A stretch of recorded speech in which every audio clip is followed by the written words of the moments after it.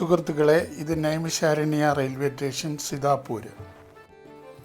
Indian റെയിൽവേയും tour ടൈംസും കൂടെ ഒന്നിച്ച് ഒരുക്കിയ നേപ്പാൾ ടൂർ പാക്കേജ് എൻ്റെ അവസാന ഡെസ്റ്റിനേഷനായ നൈമിഷാരണ്യ റെയിൽവേ സ്റ്റേഷനാണിത്.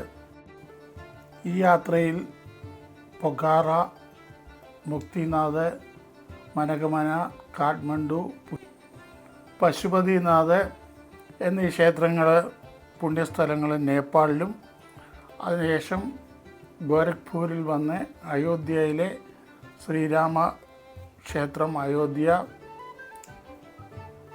ഹനുമാൻ ക്ഷേത്രം, സീതാദേവി പട്ടമഹർഷി ക്ഷേത്രം എന്നിങ്ങനെയുള്ള സരയൂ നദി, ആരതി, ലതാ മങ്കേഷ്കർ വീണ, അങ്ങനെ ഉത്തർപ്രദേശിൽ കാണാനുള്ള പ്രധാന സ്ഥലങ്ങളെല്ലാം കവർ ചെയ്ത് സിതാപൂരിൽ വന്നിരിക്കുകയാണ്. എല്ലാ കാഴ്ചകൾക്ക് ശേഷം ഈ യാത്രയിൽ പങ്കെടുത്തവരെല്ലാം നൈമിഷാരണ്യ റെയിൽവേ സ്റ്റേഷനിൽ ഞങ്ങളുടെ ടൂർ പാക്കേജിൽപ്പെട്ട സ്പെഷ്യൽ ട്രെയിനും കാത്ത് ഇരിക്കുകയാണ്.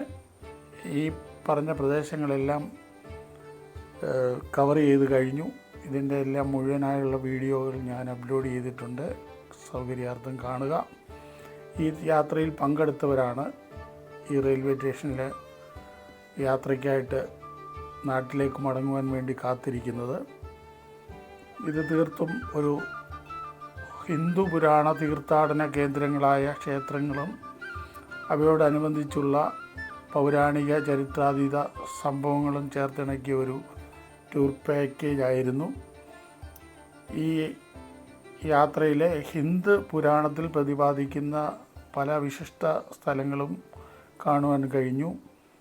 അതോടൊപ്പം തന്നെ ഈ നൈമിഷാരണ്യ എന്ന് പറയുന്ന സ്ഥലത്തെ വേദവ്യാസൻ മഹാഭാരതവും വേദങ്ങളും ഉപനിഷത്തുകളും ഒക്കെ എഴുതിയ വ്യാസ ഗാഠി അഥവാ വ്യാസ മഹർഷിയുടെ ആശ്രമം, ഗോമതി നദി, ചക്രതീർത്ഥ നദി, ചക്രതീർത്ഥ പോണ്ട്, ലളിത ദേവി ടെമ്പിൾ, അങ്ങനെ ധാരാളം പുരാതന ഹിന്ദു പുരാണത്തിൽ പ്രതിപാദിക്കുന്ന പ്രധാന സ്ഥലങ്ങൾ ഉൾപ്പെടുത്തിയിട്ടുള്ള ഒരു സ്ഥലമാണ് ഈ നൈമിഷാരണ്യ എന്ന് പറയുന്ന സ്ഥലം.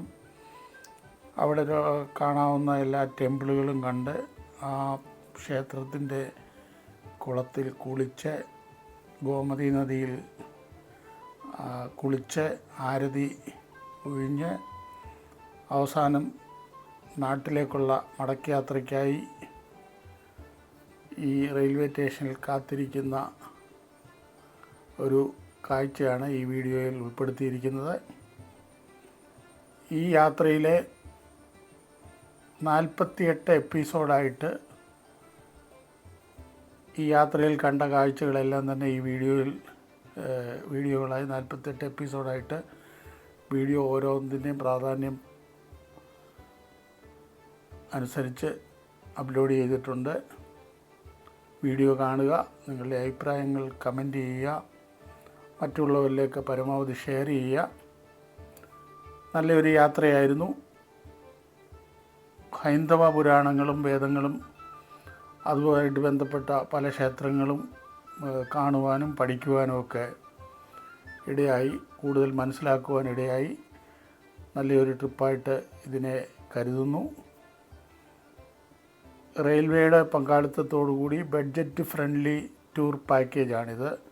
ഏറ്റവും ചിലവ് കുറഞ്ഞ രീതിയിൽ മാക്സിമം സ്ഥലങ്ങൾ കവർ ചെയ്യുന്ന ഉദ്ദേശത്തോടു കൂടി ചെയ്ത ഈ ടൂർ പാക്കേജ് വളരെ നല്ലതായിരുന്നു. അപ്പോൾ ഈ യാത്രയിൽ പങ്കെടുത്ത എല്ലാവരെയും ഉൾപ്പെടുത്തിയുള്ള ഈ വീഡിയോ ഇവിടെ നേപ്പാൾ യാത്രയുടെ വീഡിയോ ഇവിടെ അവസാനിക്കുകയാണ്. തുടർന്ന് ദേശീയവും അന്തർദേശീയവുമായ മറ്റു സ്ഥലങ്ങൾ തുടർന്നുള്ള വീഡിയോകളിൽ ഉൾപ്പെടുത്തി കാണിക്കുന്നതായിരിക്കും.